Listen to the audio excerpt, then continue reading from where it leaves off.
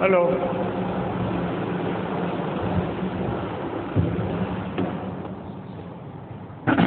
Hello friends, welcome back. SN વિદ્યાલયના e learning પ્રોગ્રામમાં હું પિનાકિન રાવલ આપને ફરીથી આવકારું છું. સ્વાધ્યાયના પ્રશ્નો આપણે ગણી રહ્યા છીએ ગુરુત્વાકર્ષણ ખાતે.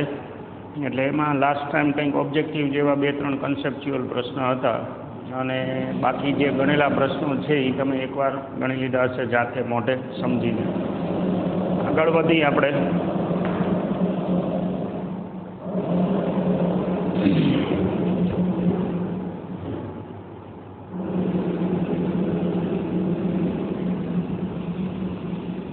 સ્વાધ્યાયમાં 8.9 અવકાશમાંના, એટલે આ જે છે ને ખાલી વાર્તા જ છે, જોઈ લઈએ.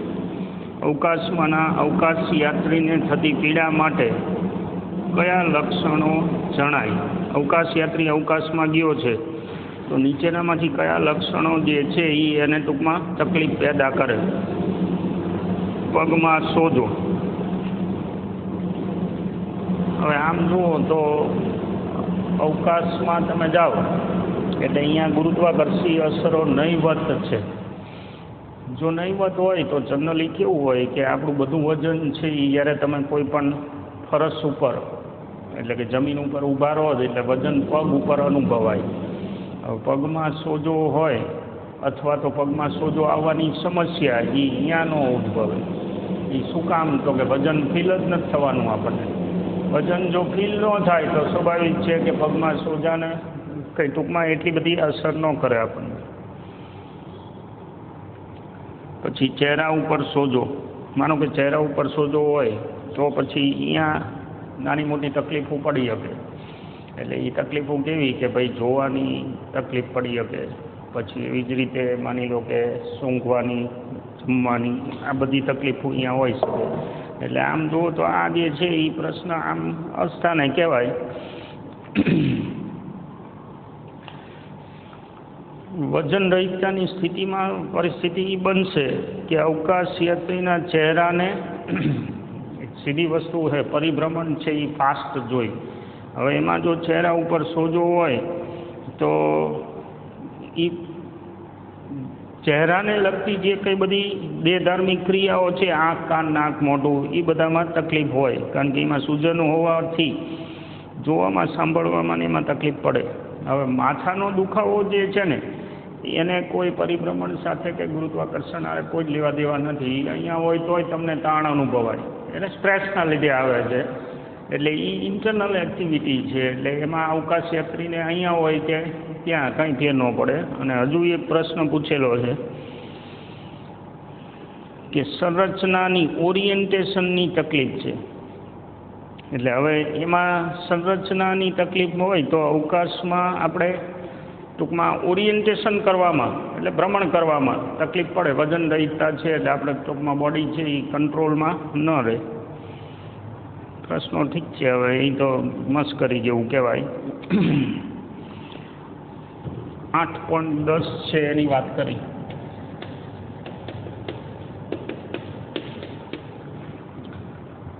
નીચેના 2 પ્રશ્નોમાં આપેલા ઉત્તરમાંથી સાચો ઉત્તર પસંદ કરો. નિયમિત દળ ઘનતા ધરાવતા એક અર્ધગોળાકાર કવચ. કવચ થોડીક મોટી દોરી આપણે. આવી અર્ધગોળાકાર કવચ છે ના કેન્દ્ર પર ગુરુત્વ તીવ્રતાની દિશા દર્શાવતું તીર કયું હોઈ શકે? આ જગ્યાએ.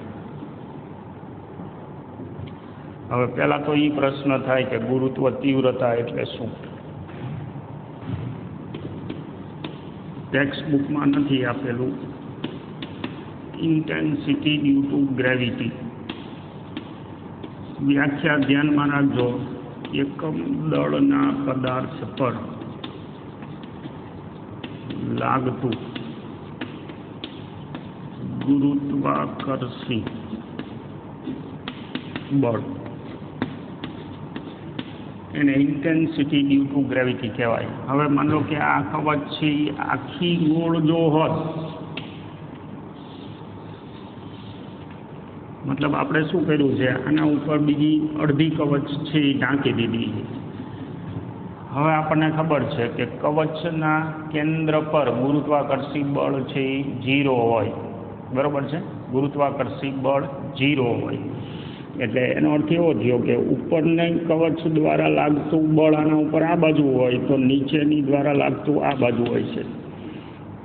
હવે હું ઉપરની કવચ છે એને કાઢી લઉં તો પરિણામ કઈ બાજુ ગયું? નીચેની સાઈડ ગયું. એટલે અડધી ગોળાકાર કવચ હોય તો એના ઉપર પરિણામી છે એ આમ લાગશે બળની દિશા. પણ એકમ દળ ઉપર જે લાગતું હોય એને તીવ્રતા કહેવાય. જે આખી કવચના સેન્ટર ઉપર 0 હોય તો મારી પાસે જે અડધી કવચ છે એના માટે નીચેની તરફ આવે. એટલે ઓપ્શન જે આપ્યા છે એમાં ત્રીજું ઓપ્શન લાગે, સી. પછી 8.11 ઉપરના કોઈ પ્રશ્નમાં કોઈ યાદચ્છિક બિંદુ P આગળ ગુરુત્વ તીવ્રતાની દિશા દર્શાવતું P, આવું કોઈ પોઈન્ટ છે. હવે એ જ વસ્તુ આપણે ગમે અહીંયા વિચારી શકીએ કે અહીંયા ધારો કે પોઈન્ટ હોય તો કવચની અંદરના દરેક બિંદુએ દરેક પદાર્થ ઉપર લાગતું પરિણામી બળ 0 હોય તો આપણે બધા જ માની લો કે હિસાબ કરી તો અહીંયા આ જ પરિસ્થિતિ આવશે. ખાસ ધ્યાન રાખજો, કવચના સેન્ટર તરફ લાગે એવું નહીં થાય આમાં. કારણ કે માની લો કે ઉપરની અડધી કવચ દ્વારા ટોટલ પરિણામી એમાં બળો બધા લાગતા હોય જુદી જુદી દિશાના, એનું રિઝલ્ટ આપણે મૂક્યું ઉપરની કવચનું આ બાજુ, નીચેની કવચનું આ બાજુ થશે, જેનું પરિણામ છે એ 0 થવાનું. કારણ કે કવચમાં પદાર્થ ગમે ત્યાં હોય, અંદર રહેલા દરેક પદાર્થ ઉપર કવચ દ્વારા લાગતું બળ 0 હોય. તો હવે હું અડધી કવચ લઉં તો પરિણામી છે એ આ બાજુ જ લાગશે. મતલબ કે ક્રોસમાં નહીં, આ એક ખાલી ધ્યાનમાં રાખવાનું, નીચે તરફ જ લાગે. તો એમાં ઓપ્શન આવશે આકૃતિ પ્રમાણે બીજું ઓપ્શન, બરાબર ને, ઈ જે દર્શાવેલું તીર છે એ. એટલે આ સીની દિશામાં અને આ ઈની દિશામાં. આપેલા ઓપ્શન પ્રમાણે આ ત્રીજું અને આપેલા ઓપ્શન પ્રમાણે આ બીજું. બહુ કન્સેપ્ચ્યુઅલ પ્રશ્ન છે, ધ્યાનમાં રાખશું. સ્વાધ્યાય 8.12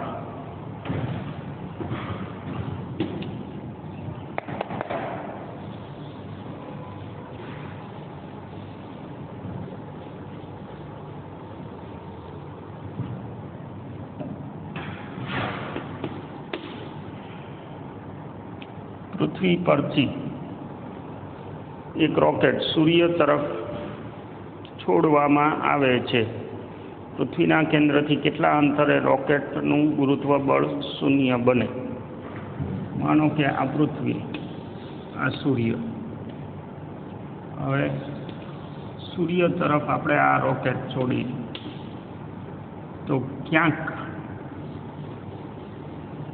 ગુરુત્વ બળ, પ્રશ્ન એ પૂછો પૃથ્વીના કેન્દ્રથી કેટલા અંતરે રોકેટ પરનું, આપણે ધારી લઈએ કેન્દ્રથી ધારો કે x જેટલા અંતરે પૃથ્વીના કેન્દ્રથી,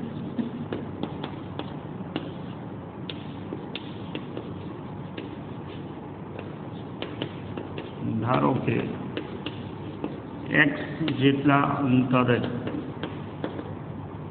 રોકેટ પર ગુરુત્વ બળ 0 થાય છે. નલ પોઈન્ટ ટૂંકમાં ગોતવાનો છે. તો એમાં જરૂરી માહિતી આપી છે.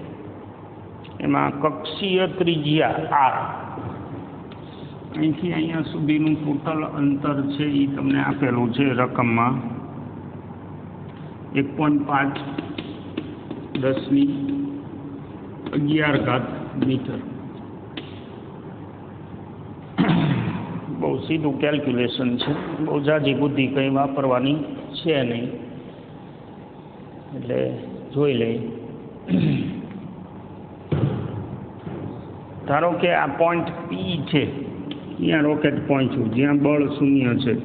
હવે એકચ્યુઅલમાં ત્યાં સુધી શું થતું હોય તો કે પૃથ્વી દ્વારા રોકેટ પર આ બાજુ બળ લાગતું હશે પૃથ્વી તરફ, અને સૂર્ય દ્વારા સૂર્ય તરફ. એટલે ફોર્સ બાય સન અને ફોર્સ બાય અર્થ.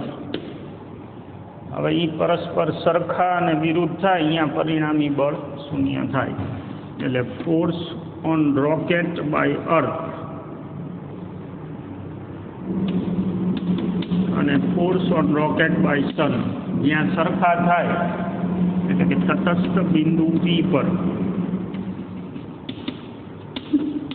બંને દ્વારા લાગતા બળ છે એ સરખા અને વિરુદ્ધ તો દેખાય જ છે. હવે એમાં આપણી પાસે જે બેઝ ફોર્મ્યુલા છે G(m1 m2), એમાં m એટલે રોકેટનું દળ, પછી લગાડનાર કોણ છે અર્થ, માસ ઓફ અર્થ, પછી અંતરનો વર્ગ, આપણે x અંતર ધાર્યું છે અહીંયાથી 0 થાય છે બરાબર, આ બાજુ g, પછી m, લગાડનાર કોણ છે અહીંયા સન, અંતર દેખાય છે આકૃતિની ભૂમિતિમાંથી r-x². હવે એમાંથી G(m) કપાઈ જશે એટલે me/x² બરાબર ms/r-x².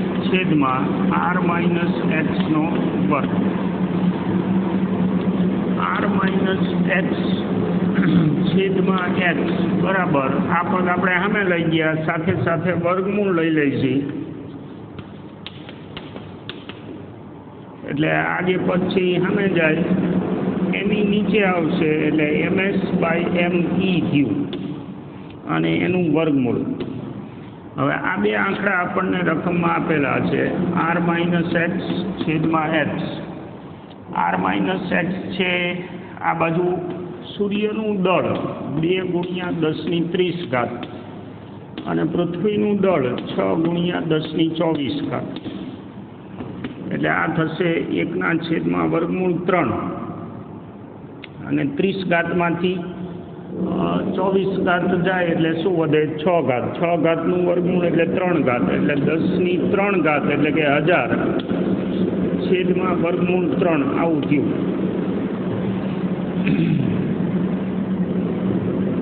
આનું સાદુરૂપ આપણે દેવાનું છે r-x/x એટલે કે 1000x બરાબર √3r -√3x.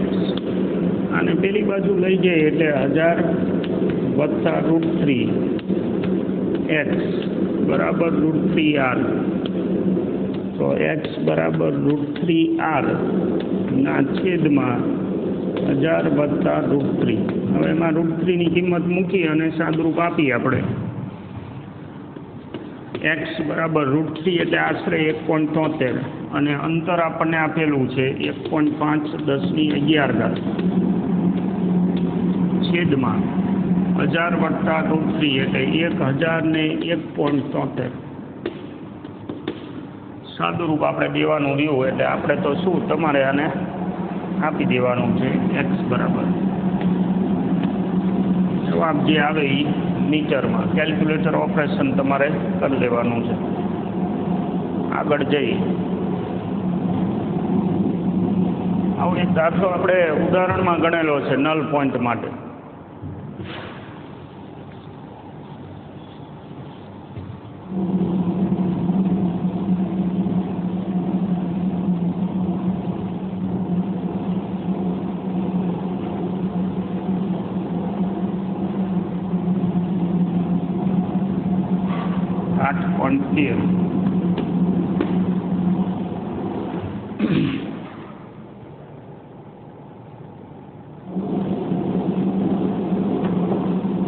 તમે સૂર્યનું વજન કેવી રીતે નક્કી કરશો? સૂર્યનું વજન એટલે દળ, એટલે કે એના દળનો અંદાજ કેવી રીતે મેળવશો? એમાં પૃથ્વીની સરેરાશ ત્રિજ્યા તમને આપેલી છે એટલે આપણે જોઈશું સૂર્યનું દળ. તો આપણું જૂનું અને જાણીતું સૂત્ર છે એ મૂકી દઈ. સૂર્યનું દળ મેળવવા માટે પૃથ્વીના સૂર્ય ફરતા ભ્રમણને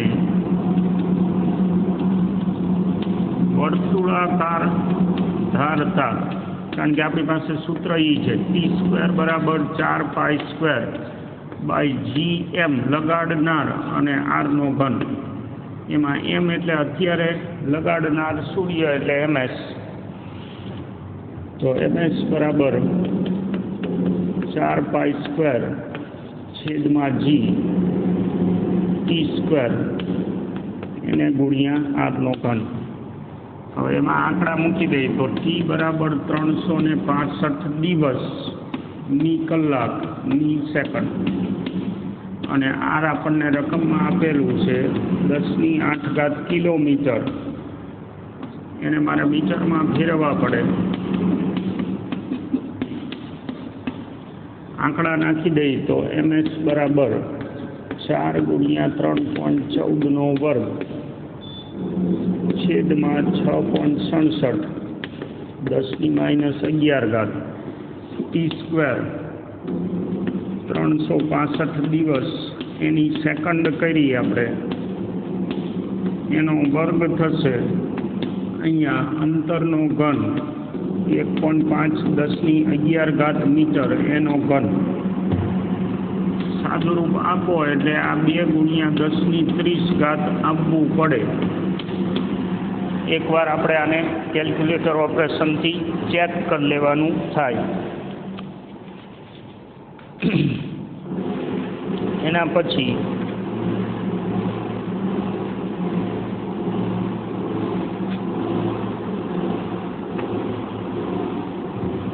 8.14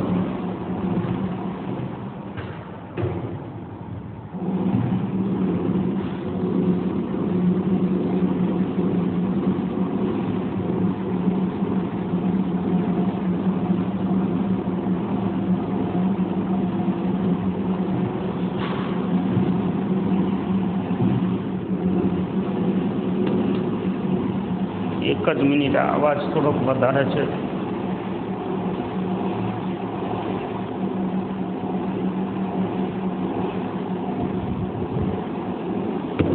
કામ થોડુંક બહાર ચાલુ છે એટલે અવાજ રહેશે, પણ એમાં મારો અવાજ છે એ તમને ક્લિયર કટ સંભળાશે, વાંધો નહીં આવે.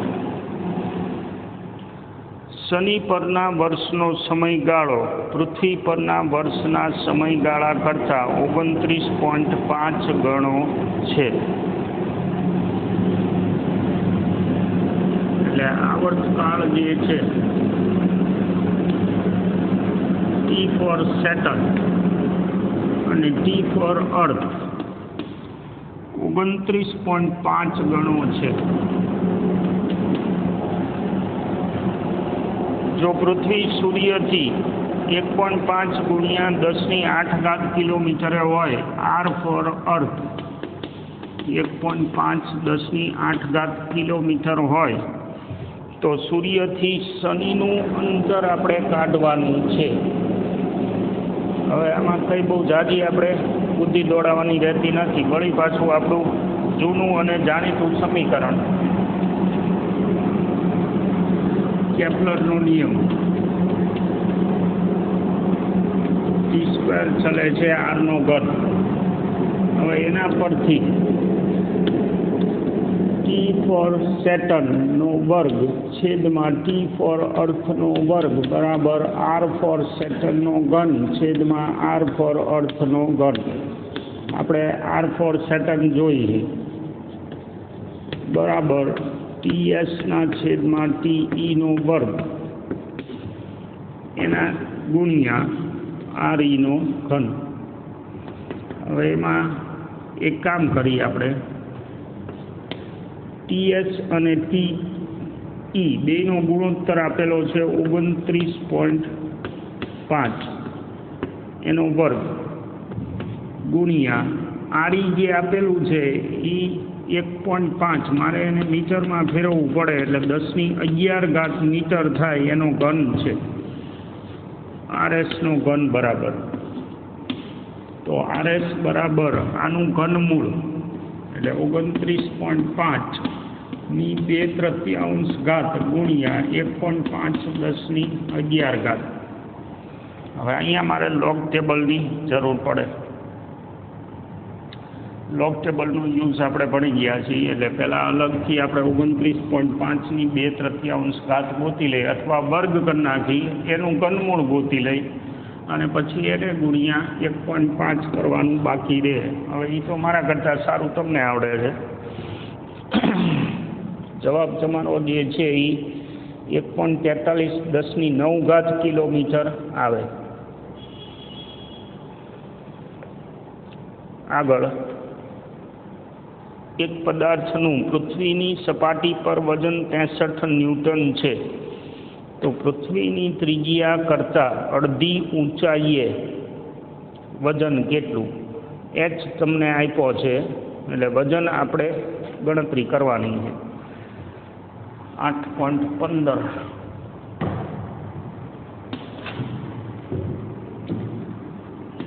સ્વાધ્યાયમાં 8.15. હવે વજન એટલે આપણને ખબર છે પૃથ્વીનું ગુરુત્વાકર્ષી બળ.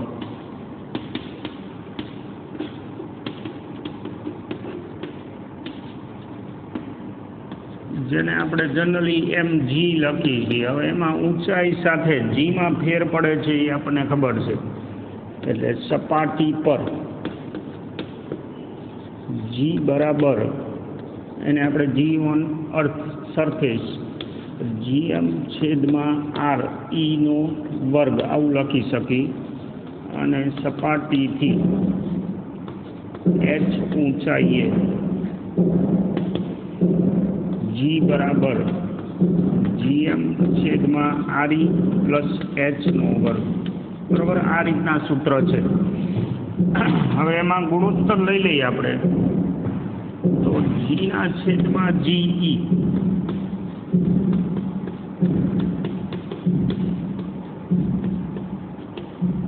બરાબર આના છેદમાં આ જાય એટલે છેદનો છેદ ઉપર એટલે આરીનો વર્ગ છેદમાં આરી પ્લસ એચનો વર્ગ આવું થશે. હવે આપણને રકમમાં શું કીધું છે? ત્રિજ્યા કરતાં અડધી ઊંચાઈએ. એટલે એચ બરાબર શું છે? ત્રિજ્યા કરતાં અડધી ઊંચાઈ. સૂત્રમાં નાખી દઈ g/ge બરાબર re² છેદમાં આરી વત્તા re/2² અહીંયા સાદુરૂપ આપી એટલે re² અને આ થશે 1 ને અડધું એટલે 1.5 3/2 re² એટલે આ જે વર્ગ કરો એનો ચોગડો ઉપર આવશે એટલે 4/9 થાય g/ge. મતલબ એવો થયો કે h ઊંચાઈએ g છે એ સપાટી પરના g કરતાં આટલા ગણું છે. તો પછી વજન mg બરાબર 4/9 mge માં 68 ન્યૂટન કીધું છે. 63 ન્યૂટન. કયું? સપાટી પર, પૃથ્વીની સપાટી પર 63 ન્યૂટન છે. તો આપણે હવે વજન ગોતવાનું છે. 9 × 63 અને 7 × 28.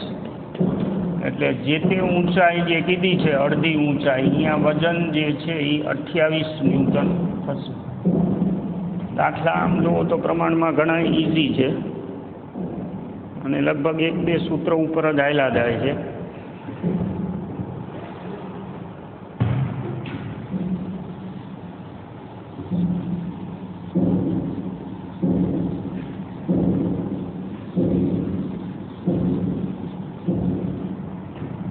સ્વાધ્યાયમાં 8.16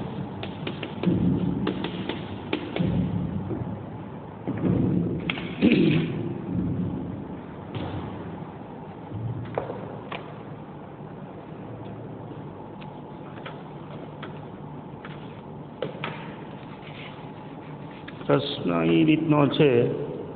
પૃથ્વીને નિયમિત દળ ઘનતા ધરાવતો ગોળો ધારી પદાર્થનું સપાટી પર વજન 250 ન્યૂટન હોય તો કેન્દ્ર તરફ અડધા અંતરે વજન કેટલું? હવે એમાં આપણને શું કીધું છે? નિયમિત ઘનતા ધરાવતો ગોળો સપાટી પર 250, તો કેન્દ્ર તરફ જવાનું છે અડધા અંતરે. હવે એક સૂત્ર છે આપણી પાસે, સપાટીથી ડી ઊંડાઈએ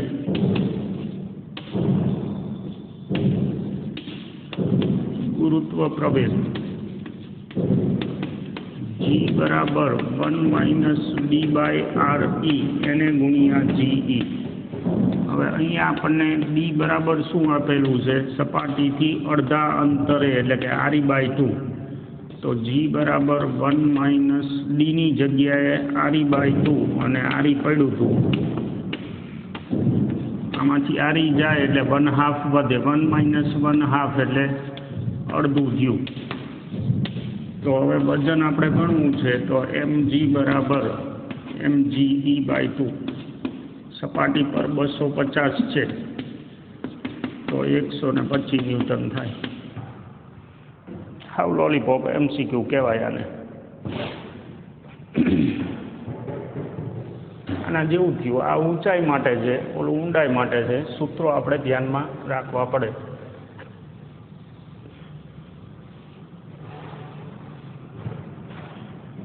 ત્યાંથી આગળ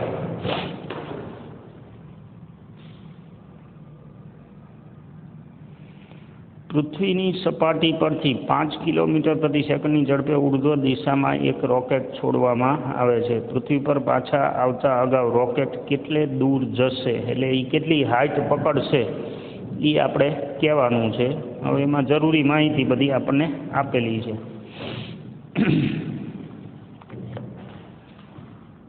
8.17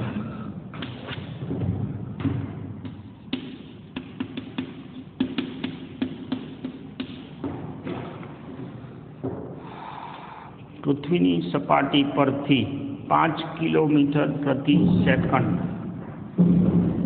એટલે પ્રારંભિક ઝડપ બી ઇનિશિયલ બરાબર 5 કિલોમીટર પ્રતિ સેકન્ડ, એટલે 5000 મીટર પ્રતિ સેકન્ડ થયું.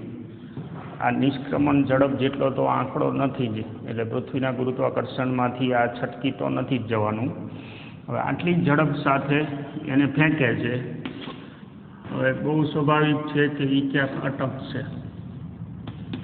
માનો કે h ઊંચાઈએ અટકે છે, અહીંથી તમે ફેંકો સપાટી પરથી, તો એ હાઇટ આપણે ગોતવાની છે. ઉર્જા સંરક્ષણનો નિયમ ઉપયોગ કરી શકાય. ટોટલ ઉર્જા EI = E ફાઇનલ. હવે એમાં EI ની અંદર શું હશે? તો કે KI અને પોટેન્શિયલ એનર્જી, K ફાઇનલ અને પોટેન્શિયલ ફાઇનલ. K ઇનિશિયલ કેટલું? 12 mvi² વત્તા પોટેન્શિયલ એનર્જી ઇનિશિયલ ક્યાંથી ફેંકો છો તમે? સપાટી પરથી. તો સપાટી પર gm પૃથ્વીનું દળ છેદમાં સપાટીનું અંતર, એટલે કે RE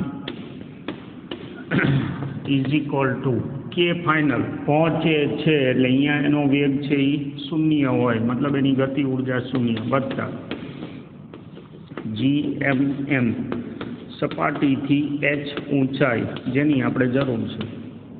હવે આનું સાદુરૂપ દેવાનું છે. એક કામ કરી bi², હું દરેક પદને 2 થી ગુણીને m થી ભાગી નાખું, એટલે -2gm/RE બરાબર. m થી ભાગ્યા અને 2 થી ગુણ્યા, 2 થી ગુણી m થી ભાગી નાખી દીધું, એટલે આને 2 થી ગુણો એટલે 2 અહીંયા મલ્ટીપ્લાયર આવશે, m થી ભાગો છો એટલે એ કેન્સલ થઈ જશે.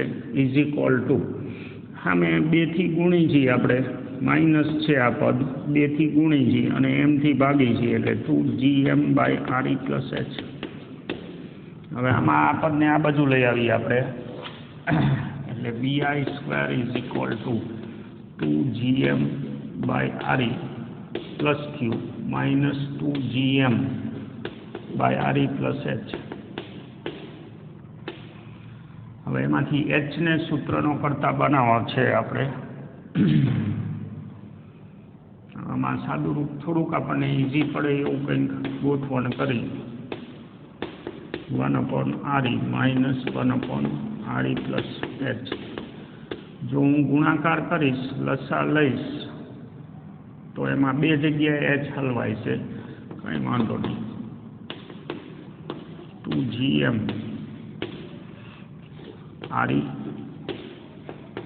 RE plus H.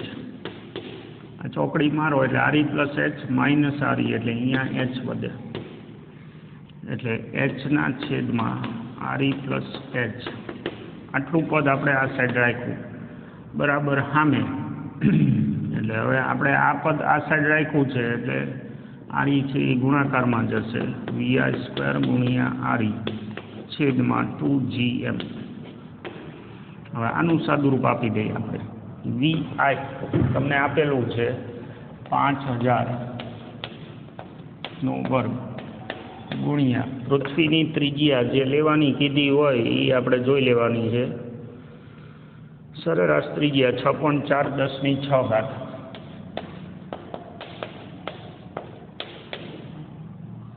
છેદમાં 2 6.67 ગુણ્યા 10⁻11 અને પૃથ્વીનું દળ તમને લેવાનું કીધું છે 6 ગુણ્યા 10⁻24. હવે આનું સાદુરૂપ આપણે દેતા જઈએ. આમ જનરલી હું તમને કહું છું કેલ્ક્યુલેટરમાં ઓપરેશન કરી લેવું, પણ અત્યારે આપણે આ જોઈ લઈ જવાબ મેચ કરવા.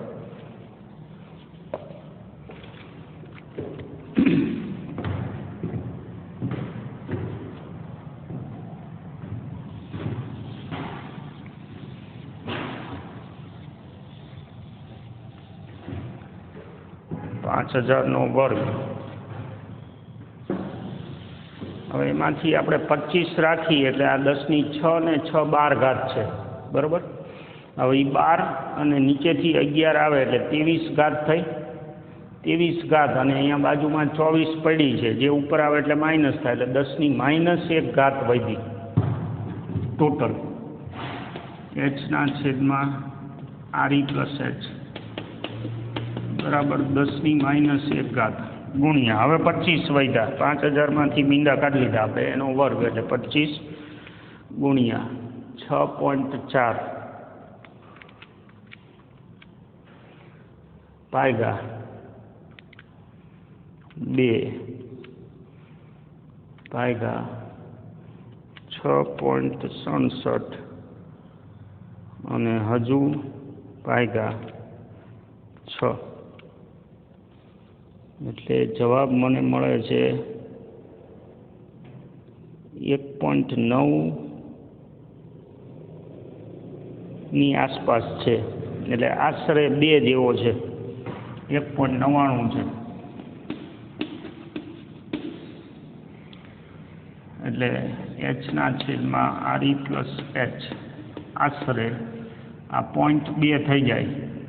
એટલે આને આપણે થોડુંક સાદુરૂપ આપી દઈએ તો 0.199 છે, જે આશરે 0.2 છે. એટલે કે 2/10 એટલે 10H બરાબર ડબલ RE વત્તા ડબલ એચ આશરે, એટલે કે 8H લગભગ ડબલ RE છે. તો H બરાબર 1/4 એટલે REના છેદમાં 4 વધે, એટલે કે 6.4 ગુણ્યા 10⁶ ભાગ્યા 4 6.4 ભાગ્યા 4 1.6 ગુણ્યા 10⁶ આવે આશરે. હવે જવાબ એકવાર ચેક કરી લઈ. રેડી. મજૂરી થોડીક સાદુરૂપની છે, પણ આ ધ્યાનમાં રાખવાનું. ફરીથી એકવાર આ જોઈ લઈ, કારણ કે અત્યાર સુધીના દાખલા એક જ સૂત્ર ઉપર હતા, મોસ્ટલી આવર્તકાળના સૂત્ર ઉપર કમ્પેરિઝન જ હતી. આ શું કહેવા માગે છે, કોઈ એક પદાર્થને આટલી ઝડપથી આપણે ફેંકેલો છે,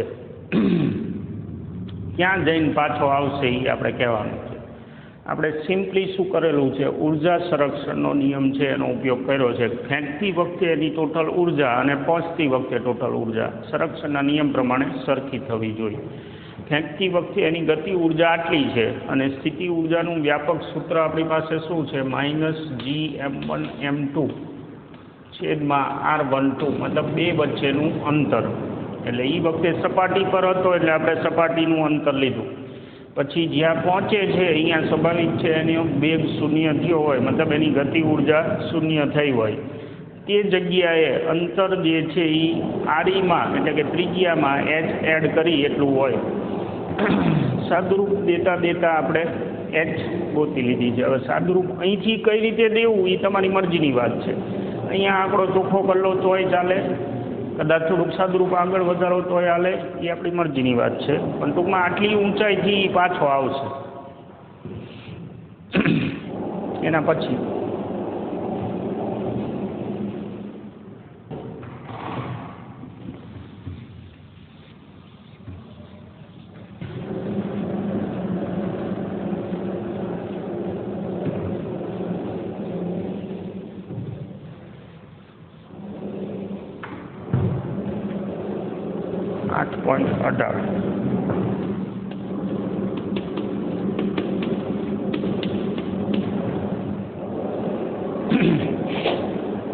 રકમ જોઈ લઈ.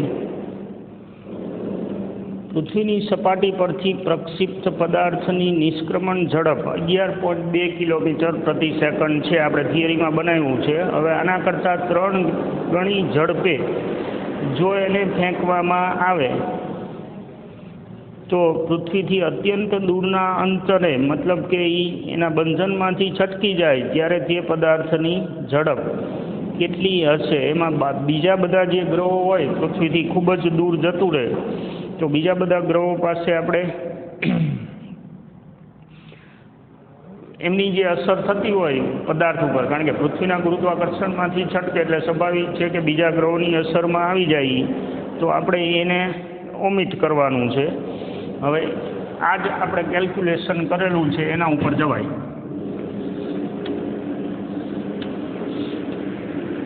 અહીંથી પદાર્થને ફેંકો અને અહીંયા પહોંચો. આ 2 પોઈન્ટ સપાટી પરથી તમે એને ફેંકો છો, અમુક ચોક્કસ ઝડપ તમને આપેલી છે અને અહીંયા એની ઝડપ કેટલી હવે વધે, અનંત અંતરે પહોંચી જાય. આ અત્યંત દૂરનું અંતર જેમાં પૃથ્વીનું ગુરુત્વાકર્ષણ બળ લગભગ નથી એવું આપણે ધારી લેવાનું. તો ઉર્જા સંરક્ષણનો નિયમ યુઝ કરાય. પરથી આગળના દાખલામાં આપણે જે ચર્ચા કરી છે સેમ ચર્ચા. EI જે છે E અને E ફાઇનલ બે સરખા થવા જોઈએ.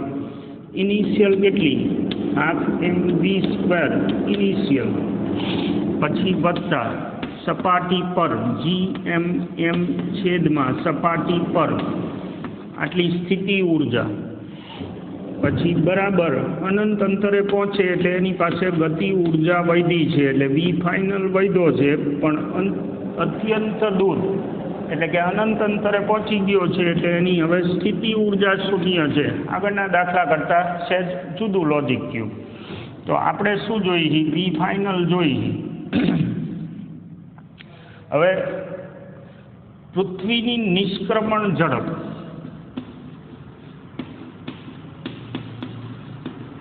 સૂત્ર જો યાદ આવે તો સપાટી પરથી ફેંકેલા પદાર્થ માટે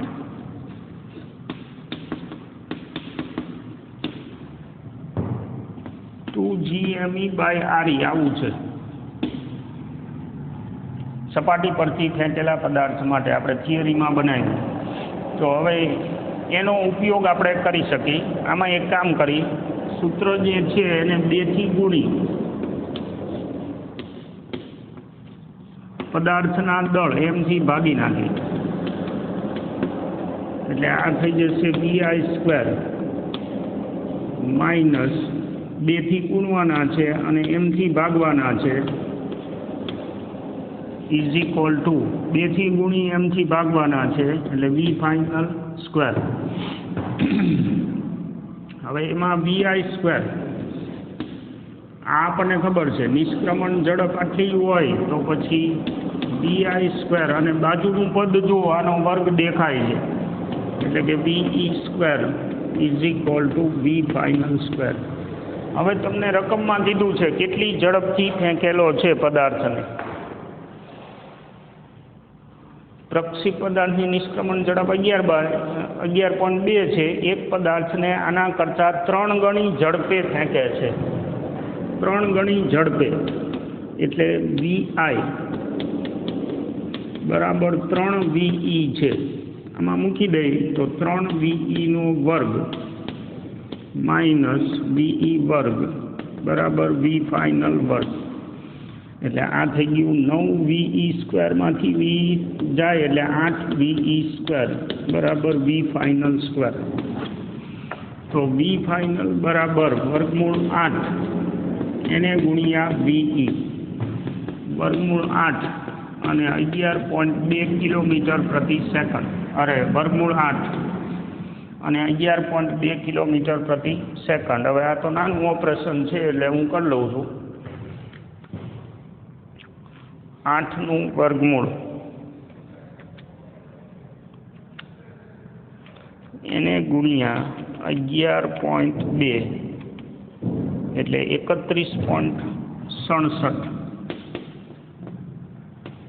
હવે એકમ નથી ફેરવેલો એટલે કિલોમીટર પ્રતિ સેકન્ડ એમને. એટલે એ જ્યારે અનંત અંતરે પહોંચે એટલે કે પૃથ્વીના બંધનમાંથી છટકી જાય તે વખતે તેની ઝડપ આટલી હશે. મતલબ હવે એટલી ઝડપથી કાયમી ધોરણે આગળ ભાગે રાખશે. 8.18 સુધી ગણેલા છે. હજુ 3-4 જેવા દાખલા છે પણ લિમિટ આપણી આવી જાય ને સાંભળવાની. એટલે અહીંયા અલ્પવિરામ કરી વધુ ચર્ચા છે એ આવતા લેક્ચરમાં કરશું આપણે. અને મોસ્ટ પ્રોબેબલી તે વખતે આપણે પાર્ટ 2 પણ શરૂ કરી દઈશું. અત્યારે હું રજા લઉં. Thank you for watching. મળતા રહીશું. અને હા, દાખલા તમારે એકવાર સમજી અને મોઢે ગણવા આગ્રહ છે મારો. Thank you.